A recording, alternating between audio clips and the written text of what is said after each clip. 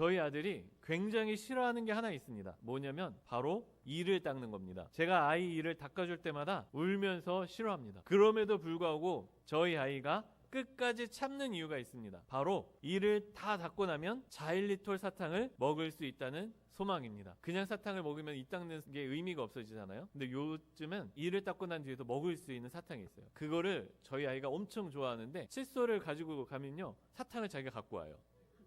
사탕통을 갖고 와서 이거 이따 먹여달라고 이렇게 이미 이게 준비가 되어 있습니다. 이를 닦는 건 정말 싫은 일이지만 자일리톨 사탕이라는 소망이 앞에 있으면 이것을 견뎌낼 수 있습니다.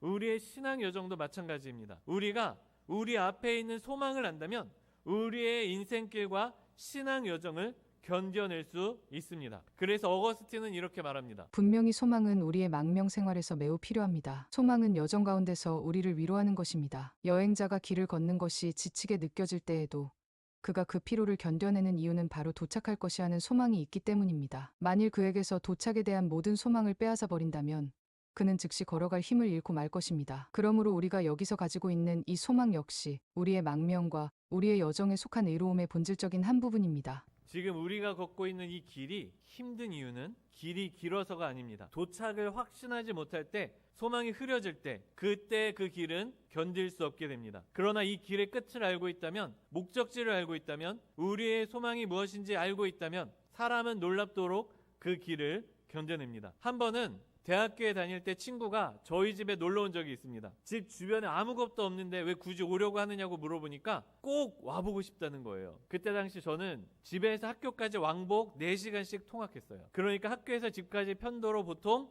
2시간 정도 걸렸습니다. 그런데 친구를 데리고 집까지 가는 그 2시간 내내 친구가 이렇게 말하는 겁니다. MT 가는 것 같다. 왜 이렇게 머냐? 우리가 맞게 가는 거 맞냐? 다시는 못 가겠다. 이 2시간이라는 시간은 친구에게 있어 견딜 수 없는 어려움이었습니다. 놀라운 점은 이 친구는 집이 대구였기 때문에 방학 되면 몇 시간씩 대구로 가곤 했다는 겁니다. 그런데도 불구하고 이 2시간을 견디기 힘들어했습니다. 왜냐하면 친구는 이게 정말 맞게 가는 것인지, 집에 데려오기 싫어서 거짓말을 하는 것인지, 그래서 진짜 도착할 수 있는지 알 수 없었기 때문입니다. 그러나 저는 가는 내내 졸기도 하고 책을 읽거나 친구와 수다를 떨면서 편하게 갔습니다. 왜냐하면 이게 아무리 길어도 결국 그 끝에는 집이 있었기 때문입니다. 이 도착할 소망이 있느냐 없느냐 사이에는 엄청난 차이가 있습니다. 그런데 신앙이란 결국 이것입니다. 우리는 아무데로나 가고 있는 것이 아니라 하나님께서 준비하신 도착을 향해 가고 있다는 사실, 곧 우리 앞에 소망이 있다는 것을 믿는 것입니다. 그게 이 세상 사람들과 우리를 가르는 차이이기도 합니다. 세상 사람들은 죽음 뒤에 도착할 소망이 없습니다. 그러나 우리에게는 영원히 거하게 될 하나님 나라를 소망할 수 있다는 것입니다. 그래서 오늘은 우리가 바라는 소망에 대해 살펴보도록 하겠습니다. 첫째, 하나님에게 소망을 두는 자에게는 복이 있습니다. 오늘 본문을 보면 이사야 선지자에게는 소망이 있었습니다. 바로 하나님이 오신다는 소망입니다. 1절과 2절 그리고 7절을 보면 사막에 백합화가 피어 즐거워하고 뜨거운 사막이 변하여 못이 되고 메마른 땅 곧 사막에 샘이 넘쳐 흐르게 될 것이라고 노래합니다. 그런데 언제 이런 일이 일어나느냐? 특별히 4절은 이렇게 말합니다. 겁내는 자들에게 이르기를 굳세어라. 두려워하지 말라. 보라, 너희 하나님이 오사 보복하시며 갚아주실 것이라. 하나님이 오사 너희를 구하시리라 하라. 그러니까 지금 여기서 이사야 선지자는 하나님이 오심을 소망하며 기다리고 있습니다. 하나님께서 오셔서 갚아주시고 구하실 그날을 꿈꾸고 있습니다. 오늘 본문과 연결된 또 다른 말씀인 시편 146편을 보면 그 사실을 좀 더 분명하게 알 수 있습니다. 시편 기자는 이렇게 말합니다. 야곱의 하나님을 자기의 도움으로 삼으며 여호와 자기 하나님에게 자기의 소망을 두는 자는 복이 있도다. 여호와는 천지와 바다와 그 중에 만물을 지으시며 영원히 진실함을 지키시며 억눌린 사람들을 위해 정의로 심판하시며 줄인 자들에게 먹을 것을 주시는 이시로다. 여호와께서는 갇힌 자들에게 자유를 주시는도다.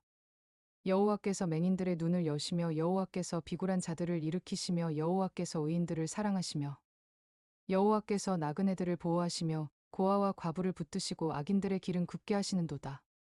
여기서 시편 기자가 말하기를 하나님에게 소망을 두는 자에게는 복이 있다고 말합니다. 이 하나님께서는 맹인들의 눈을 여시고 정의로 심판하시며 줄인 자에게 먹을 것을 주시는 분이십니다. 그렇다면 우리에게 오시는 이 하나님은 누구시냐? 바로 예수 그리스도입니다. 이사야 선지자는 오늘 본문의 5절과 6절에 이렇게 말합니다. 그때에 맹인의 눈이 밝을 것이며 못 듣는 사람의 귀가 열릴 것이며 그때에 저는 자는 사슴같이 뛸 것이며 말 못하는 자의 혀는 노래하리니 이는 광야에서 물이 솟겠고 사막에서 시내가 흐를 것임이라. 이사야는 말하기를 그때에 곧 하나님이 오실 때 맹인의 눈이 밝아지고 저는 자는 사슴같이 뛸 것이며 말 못하는 자는 노래하게 될 것이라고 말합니다. 그리고 이것에 대한 직접적인 성취는 마태복음에서 확인할 수 있습니다. 세례 요한이 제자들을 보내어 예수님께 묻습니다. 오실 그이가 당신이십니까? 마태복음 11장 한번 보겠습니다. 요한이 옥에서 그리스도께서 하신 일을 듣고 제자들을 보내어 예수께 여짜오되 오실 그이가 당신이오니이까 우리가 다른 일을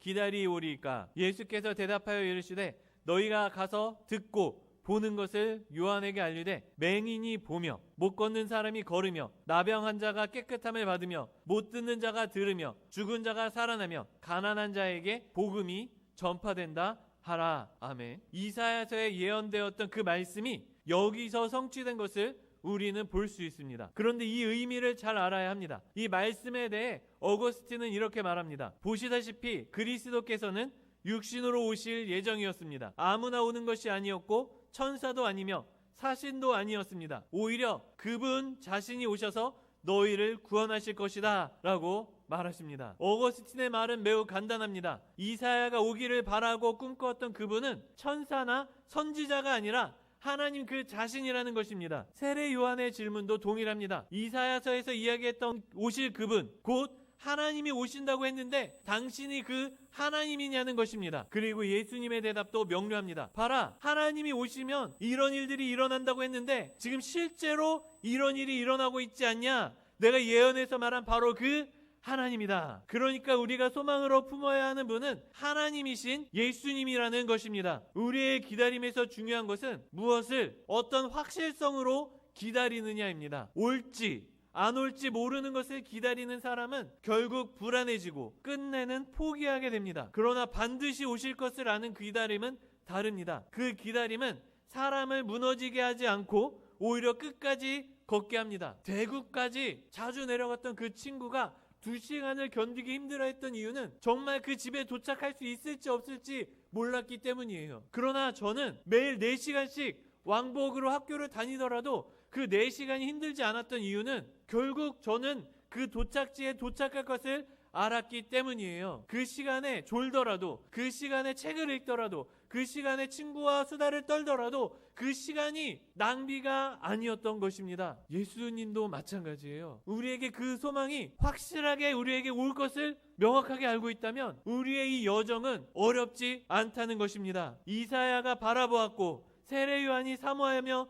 기다렸던 소망은 막연한 미래가 아니었습니다. 그것은 전능하신 하나님 그분 자신이 이 땅에 오신다는 약속이었습니다. 그래서 그 기다림은 절망이 아니라 인내였고 체념이 아니라 소망이었습니다. 그런데 여기서 또 복음의 결정적인 전환이 일어납니다. 우리가 기다리는 소망은 이사야처럼 아직 오지 않은 하나님이 아닙니다. 세례 요한처럼 과연 오실 분이 맞는가?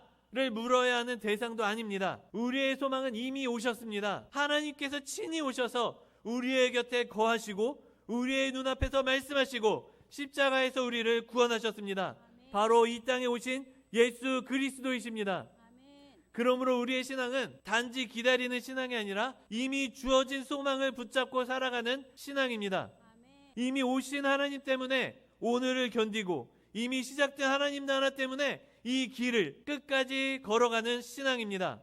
그래서 여기 계시는 성도님들께서는 오시기로 약속된 하나님이시자 이미 오신 하나님이신 그리스도 예수를 소망으로 삼고 누리실 수 있으시기를 소망합니다. 아멘. 둘째, 예수를 바라보다가 어느 순간 그 앞에서 멈춰서는 신앙에 빠질 수 있습니다. 벨기에에서 유학하던 시절을 돌아보면 마음이 쓰라린 기억들이 적지 않은데 그중 하나가 프랑스 파리에 다녀오면서 겪었던 경험입니다. 프랑스 파리까지의 여행은 저희 집에서 차로 약 4시간 걸리는 여행이었고 그 중에서도 저는 꼭 가보고 싶은 박물관이 몇 개 있었습니다. 바로 루브르 박물관과 피카소 박물관이었습니다. 루브르 박물관은 몇 달 전에 미리 예약해야만 입장이 가능하다는 사실을 그때는 알지 못했습니다. 결국 입장도 못하고 지나가는 길에 웅장한 외관만 바라보며 사진 몇 장을 찍는 것으로 만족해야 했습니다. 피카소 박물관은 그나마 가능하다고 생각했습니다.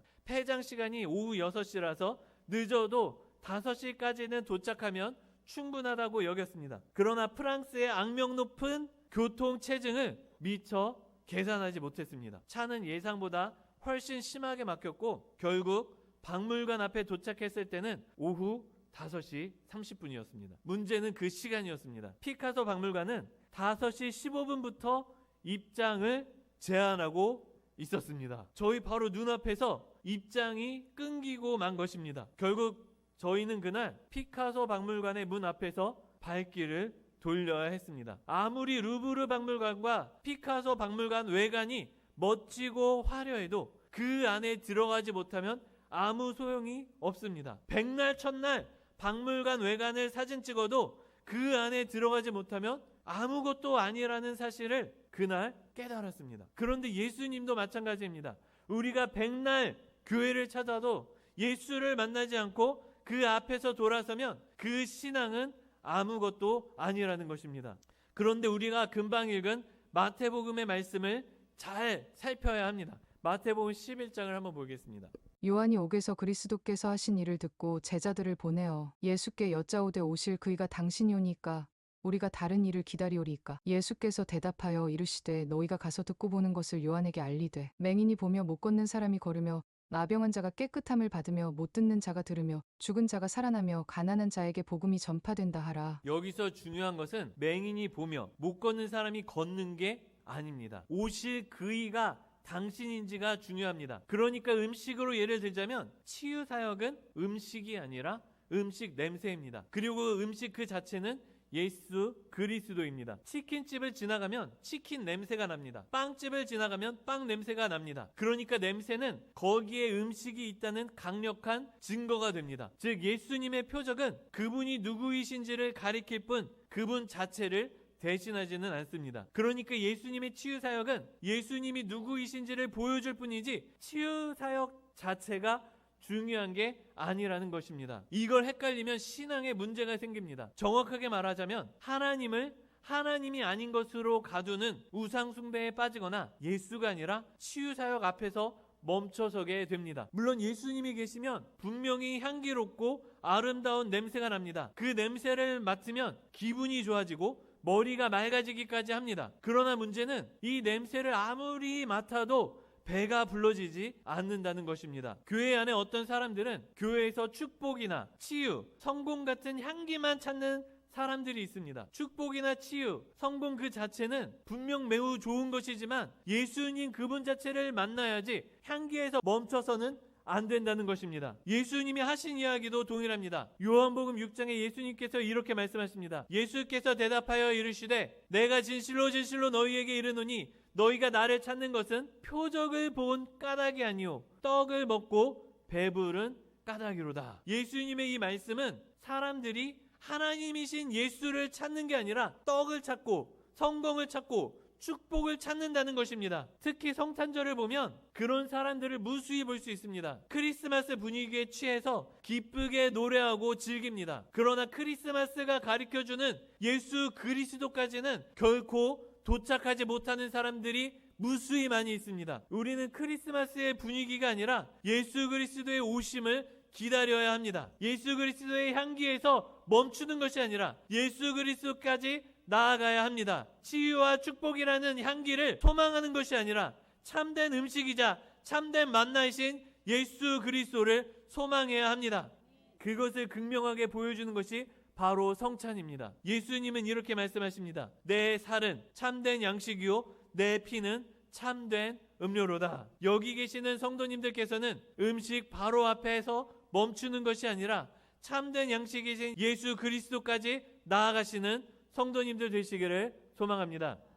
말씀을 정리하겠습니다. 오늘 우리는 소망에 대해 이야기했습니다. 그러나 이 소망은 막연한 기대가 아닙니다. 언제 좋아질지도 모른다는 희망이 아닙니다. 성경이 말하는 소망은 분명합니다. 하나님께서 오신다는 약속이었고 그 약속은 우리가 지난주에 기념한 아기 예수 그리스도 안에서 이미 이루어졌습니다. 그래서 우리의 신앙은 불확실한 미래를 향한 기다림이 아니라 이미 오신 하나님 때문에 오늘을 살아내는 믿음입니다. 이미 도착지가 정해진 길을 걷는 믿음입니다. 그러나 동시에 우리는 한 가지 질문 앞에 서게 됩니다. 나는 정말 예수 그리스도께까지 나아가고 있는가? 아니면 그분이 주시는 향기 앞에서 멈춰서 있는가 하는 질문입니다. 교회에 나오는 것, 말씀을 듣는 것, 은혜를 느끼는 것, 치유와 위로를 경험하는 것, 이 모든 것은 분명 소중합니다. 그러나 그것들이 예수 그리스도 그분 자체를